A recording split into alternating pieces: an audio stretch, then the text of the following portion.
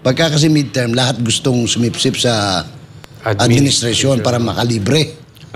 O kaya pansinin mo ha, yung babalita na tatakbo uling senador, si Ping Lacson. Panayang banat niya ngayon na din siya ngayon. pro-administration. Ang iba, obvious. Ang iba either sumisipsip, pero ang iba parang walang bayag. Walang yagbols, no? Kaya medyo na ano na, anong klase Senate President ito? Ngayon, yung isa naman gusto mag-Senate President, banat ng banat. Kaso, bawat banat niya, sumasablay naman. Ito nga mga kababayan, bago natin ituloy ang video na ito, kung bago ka lang sa aking YouTube channel baka pwede makahingi ng like at subscribe at click mo na rin ang notification bell para updated ka sa aking nilalabas na bagong video. Salamat po. Kasi lahat ngayon, pumuporma kasi gustong midterm election eh. Ako, nagsasalita ako bilang isang political science student, no? Pagka kasi midterm, lahat gustong sumipsip sa administrasyon para makalibre. O kaya pansinin mo ha, yung babalita na tatakbo uling senador, si Ping Lacson. Panayang banat niya ngayon na din siya ngayon. pro-administration. Pues sayang din, malibre ka eh, lahat ng gastos, no? Ang dami ngayon, ano? Ang dami ngayon bigla-biglang nagiging pro-admin. Ay, pero ang maganda, ang iba obvious. Ang iba either sumisipsip, pero ang iba parang walang bayag. Walang yagbols, no? Sino-sino yun? Ako, na-surprise ako kay, ito, kaibigan ko yun, ha? Si Mig Subiri. Nung nag-opening statement siya sa Senate, kahapon ba yun? O isang araw? Isang araw, nung Monday. Abay, kulang na lang sabihin niya kay Bato na, undangan na abay. Yung bang, tapusin mo na yan. Hindi nga lang ganun pagkano, may mga sinasabi pa siya. Kasi galit na sa akin yung mga Marcos. May Senate President ka, anong kinalaman ng Marcos? Executive branch yun. Kaya medyo na anong klase Senate President ito? Ngayon, yung isa naman gusto mag-Senate President, banat ng banat. Kaso, bawat banat niya, sumasablay naman. Related kaya yon, Sir Jay? Kaya siya parang sumisip-sip, bumabanat, dahil yun nga, yan ang alingaw-ngaw ngayon eh. Kasi magiging Senate President. There were two investigations, na hindi naman dumadalaw doon yung Senate President. Not even the majority leader. Usually yan, majority leader eh. Parang yun ang kumukumpas eh. Unusual yun. And usually, you go there, either you're running for re-elections, para at least makunan ka naman, or meron kang purpose. Purpose-driven yung pagpunta mo. Malinaw naman yung purpose niya kahapon. Parang sinasabi niya, subliminally, kay Mr. De La Rosa, na tapusin nyo na yan. Kasi pinag-iinitan na ako dun sa Malacanang. May pressure sa ibabaw. Kasi binanggit pa niya eh. Doon siya nagkamali, binanggit pa niya na, alam niyo, galit na sa akin yung mga DDS, galit din sa akin yung mga Marcos. Posible pang magalit yung taga-DDS, pero bakit mo pa sasabihin yung galit yung mga Marcos? Di sinasabi mo, pinipressure ka ng mga Marcos na hinto yan. Para pahintuin. Yun ang basa ko ha. Maring magkamali ako, tao lang eh. Sino pa? Yung Senator Cheese. Si Cheese, under the guise of a professor of laws, former professor of laws sa UP, kunyari, kinakamada niya eh, sa batas eh. Pero hindi naman niya, pumisan, umi-slide siya. Pareho nung doon sa tanong niya tungkol doon sa inspection, drug test. Yun, medyo pahapyaw. Pero pagka madidiin na yung nasa Pasig River, umaalis na siya. So parang laban bawi? Hindi naman. Parang...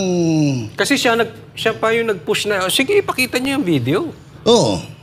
Tapos biglang... Nung nakikita na, hindi na kailangan yan, parang gano'n. Tanungin nyo na lang sila, dito naman. Dito naman, Yung gano'n, parang... Sa salitang inuman, nanunulsol. Pero para siyang fans ng sex bomb dancers. Laban bawi. So sa makatwid, may motibo sa tingin po ninyo na pahintuin. Very obvious. Very. Yung mga kakampi ng administration wants this to stop. Oo. Kasi parang naglalabasan ngayon, no? Yan ang tono nila. May choreography sila ngayon.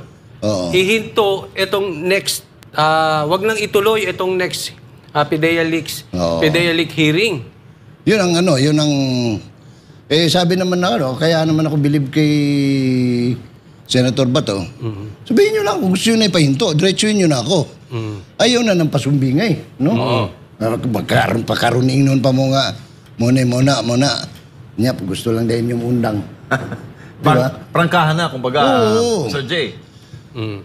Parang Kasi- nasa gitna pa eh. Oo. Pero ang purpose, pero marami. Meron ako nadinig, ewan ko kung mapiplay natin dito. Oo. Parang kung tama ako ng pagkakaalala, si Lacson. Oo. Eto pa si... Hindi, si Lacson naintindihan ko. Ah. Kasi may nakaraan sila ni Morales eh. May nakaraan ha. May nakaraan because it was PO1 pa lang si Morales noon nung sinabi niya, nasa radyo pa ako noon, nasa TV pa eh, na isinasangkot niya si Lacson sa illegal drugs. Kasamang nag-expose noon yung Chinese. Siya rin pala Michael doon, Ma? no? Hindi. Yung babae na kasama rin siya nag-expose. Yung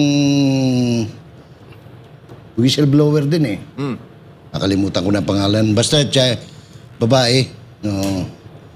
Sila yon. Tapos, binalikwasan ni Ping.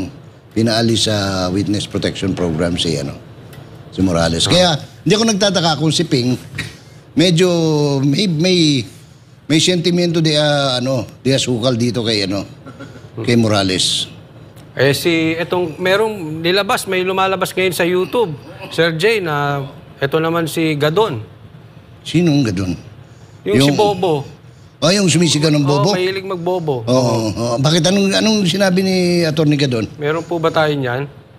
Oo. Teka muna, question lang. Ikaw nasa news eh. Si Gadon ba ang finailan ng disbarment proceedings? Nako. Malamang. Siya Siya yun. Bakit ano ba sabi ni Mr. Gadon? In a nutshell. Yung napanood ko, parang pinahihinto niya rin. Yan ang tono nila eh. Pinahihinto na itong Senate hearing na to. Cabinet Secretary siya eh. Natural kakabi siya dun sa pagpapahinto. Expected. Tapos, pinababalik pa niya, sabi niya, sayang yung pera. Bato, yun ang pagkakadinig ko, hindi ko alam, hindi pa unverified pa to. Pero pinababalik niya yung pera kasi sayang daw ang ginastos dyan sa hearing na yan. Yung ginastos. Hindi niya mababalik yun, Mario Josep.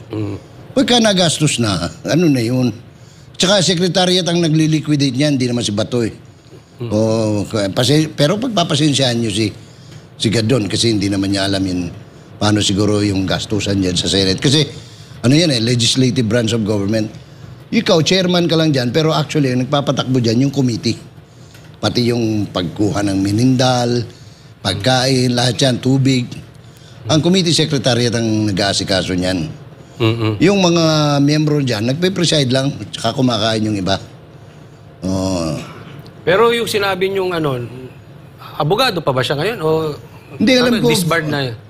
Hindi ko lang alam kung na-disbar na siya, pero final lang ng disbarment proceeding si Mr. Gadon. Yun ang huling nabalitaan ko. Tsaka, Sir Jay, sa ibang topic naman masyadong yung tao, nagimbal doon sa showdown ni na Jonathan Morales at ni Senator Jingo Estrada. Hindi alam mo, Nakahanap ng katapat si Senador. hindi ko, siguro ill-advise, hindi na-advisean kung sino man yung mga advisor ni Senator Jinggoy. Kasi kung ako ang advisor, hindi ko lang nabanggit sa kanya noon dahil hindi ko rin alam kung anong phone number niya, tatawagan ko sana sabihin ko sana, Senador, hintuan mo na yan, talo ka rin. Ganun sana i-advise ko. I mean, payong kaibigan kasi siyempre ayaw ko naman napapahiya yung senador ko. Yung senador natin lahat dyan eh. Ngayon kung napapahiya dahil sa mismong kagagawa niya, katangahan yun.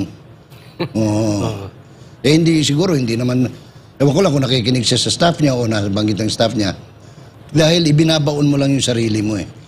igigiit mo, ganito, sisiraan mo yung anong tawag nito, yung resource person. Hindi naman yan suspect eh. Ginagawa mo suspect, ginagawa mo siya, Siya yung pinaka-agresibo ron eh, no? oo, Siya lang talaga yung dumidikdik eh. ewan ko kung ano intention niya, no? In terms of, in aid of legislation. Kasi wala akong nakitang patutunguhan yung kanyang estilo ng pagtatanong para makapagpantay ng panukalang batas. Oo. Pero nagkamali pa. Kasi yung isa, napakakumpiyansa eh. Sir, di ko naman ako pinakikilaman yung kaso niyo eh. Kasi ako, yung kaso ko, hinaharap ko eh. Kayo, convicted na. Naku, nayari na, kakupatay na naman to. Bakit ba pinabayaan niya yung sarili niya? Alam mo, yung sa intention mo nagiging ano ka, matapang ka, yung pogi ka, yung tawag niya, matikas ka. Minsan sa kumunoy ka, nahuhulog eh. Bumabalik, ano? Kasi may mga komentaryo doon sa channel ko. Yan po ang lumalabas eh. Na, kasi hindi naman pwedeng in aid of election kasi re-electionist. Hindi naman siya re-electionist. So hindi yun eh. Pero sabi dito, dahil may kaso daw. Kaya... kaso niya sa Supreme Court naman. Hindi naman pwedeng, bakit ba? Ako naniniwala na hindi kayang pangyalaman ng Malacanang yung Supreme Court. Kasi tinitingnan ko yung mga decision lately at saka mga opinion ng mga maestrado who are known to have some relationships with the occupants of the palace. Kontra pa eh. So, tsaka ako naniniwala yung mga Supreme Court Justice hindi naman nabibili yan. ba't kaya ganun? Kung hindi sa kaso. Hindi, alam ko kasi hindi ko alam kung marites kasi may mga kaibigan ako sa Senate nagsasabi nag-a-ambition maging Senate President si Senator Jinggoy. So bumalik tayo doon. Para siguro pampaporma. Ito, yaka ko ito, di ba yung ganon? Kaya pumunta si Jinggoy? si Subiri, Senator Subiri, Subiri doon. kasi ang feeling siguro ng isa, oops, akalamang ito sa akin. Oo.